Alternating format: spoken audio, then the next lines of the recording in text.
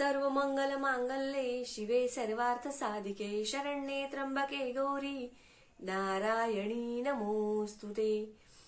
उद्या 26 सप्टेंबर ललित पंचमी। ललित पंचमीच्या दिवशी माता सरस्वतीची पूजा आपण करत असतो। त्याचबरोबर मुलांसाठी अतिशय सुंदर असा उपाय आपण करणार आहोत मुलांची अभ्यासामध्ये प्रगती होण्यासाठी। त्याचबरोबर मुलं खूप लहान आहेत, काही मुलं खूप उशिरा बोलतात, मुलांना लवकर बोलायला येत नाही, त्या मुलांसाठी देखील हा उपाय आहे। मुलं मोठे असतील तर स्वतः करू शकतात, मुलं लहान असतील तर आईने करायचं आहे। बघा, घरातली कुठलीही व्यक्ती म्हणजे आजी असेल, काका काकू असेल, हा उपाय करू शकतात। कारण आईला जर मासिक धर्म आलेला असेल किंवा मग काही अडचण असेल तर तुम्ही घरातल्या कुठल्याही मंडळीकडून किंवा कुणाकडूनही हा उपाय करून घेऊ शकता। तर बघा, सगळ्यात आधी आपल्याला सकाळी आंघोळीच्या पाण्यामध्ये गुलाबजल टाकून आंघोळ करायची आहे। गुलाबजल नसेल तर गुलाबाच्या पाकळ्या टाकून किंवा गुलाबाचा स्प्रे टाकून तुम्ही आंघोळ सगळ्यांनी, घरातल्या सगळ्या सदस्यांनी केली तरीही चालेल। तर गुलाबजल टाकून आंघोळ करायची आहे। आंघोळ झाल्यानंतर सकाळी बघा, तुम्ही सकाळी करू शकता किंवा संध्याकाळी करू शकता उपाय, असं काही नाही। तर आपल्याला एक सोन्याचं दागिना किंवा सोन्याची काडी किंवा सोन्याची नसेल तर तुम्ही चांदीची घेऊ शकता। पण असं कोणाकडे होत नाही की सोन्याचं काहीच नसेल, कानातलं तरी असतं, अंगठी तरी असते, काहीतरी सोन्याची वस्तू आपल्याकडे असतेच। मधाची बॉटल आपल्याला लागणार आहे। तर बघा, ती सोन्याची काडी त्या मधामध्ये बुडवून किंवा सोन्याचा एखादा दागिना असेल तर तो मधामध्ये बुडवून मुलांच्या जिभेवर जसं एम हा मंत्र लिहायचा आहे। हा माता सरस्वतीचा बीज मंत्र आहे। एम हा मंत्र जो स्क्रीनवर दिसतोय तो तुम्हाला काढायचा आहे।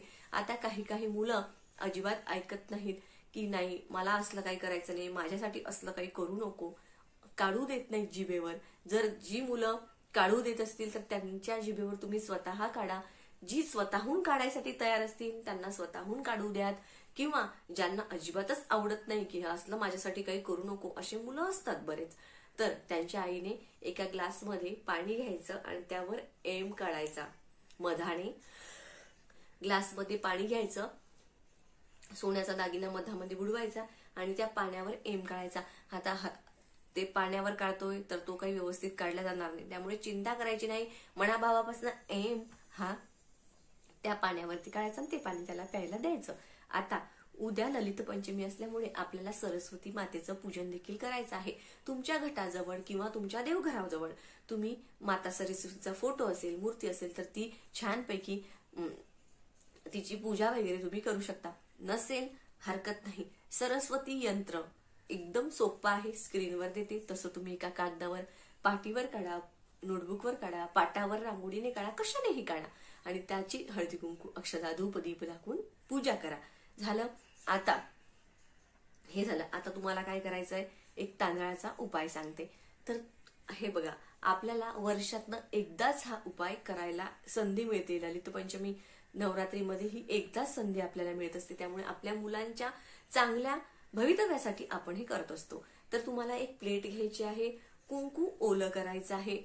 कुंकू जर गुलाबजलने जर भिजवलं तर अतिशय उत्तम, नाही तर साध्या पाण्याने भिजवलं तरीही चालेल। त्याने तुम्हाला छानपैकी एक स्वस्तिक त्या ताटावरती काढून घ्यायचं आहे। स्वस्तिकामध्ये 4 टिंब द्यायचे, साईडने 2 उभ्या रेषा ओढायला विसरायचं नाही। अशा पद्धतीने स्वस्तिक काढून घ्यायचं। थोडेसे तांदूळ घ्यायचे, अर्धी मूठभर तांदूळ घ्यायचे, ते तांदूळ पूर्ण लाल करून घ्यायचे। भिजवलेल्या कुंकावानेच ते तांदूळ लाल करून घ्यायचे। नंतर त्या प्लेटवर ते तांदूळ असे पसरवायचे आणि त्या तांदळावर देखील आपल्या बोटाने, या बोटाने, उजव्या हाताच्या या बोटाने, करंगळीच्या बाजूचं बोट, या बोटाने आपल्याला एम, माता सरस्वतीचा जो मंत्र आहे तो एम हा मंत्रच काढायचा आहे आणि त्या मंत्राची देखील हळदी कुंकू अक्षता फूल धूप दीप दाखवून पूजा करायची आहे। आता तुम्ही हे घटाजवळही करू शकता आणि देवघराजवळही करू शकता।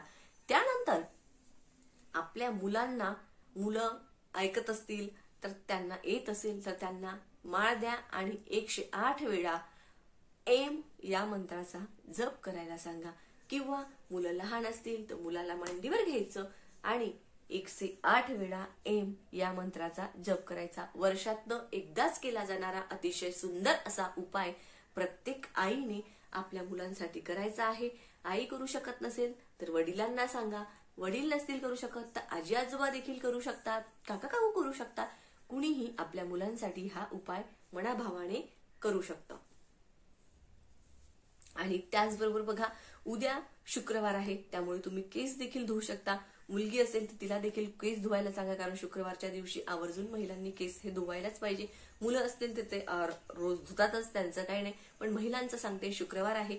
जसं मी तुम्हाला सांगितलं की गुलाबजल टाकून पाण्यामध्ये आंघोळ करायची आहे, त्याचप्रमाणे तुम्हाला केस देखील डोक्यावरून उद्या धुवायचे आहेत.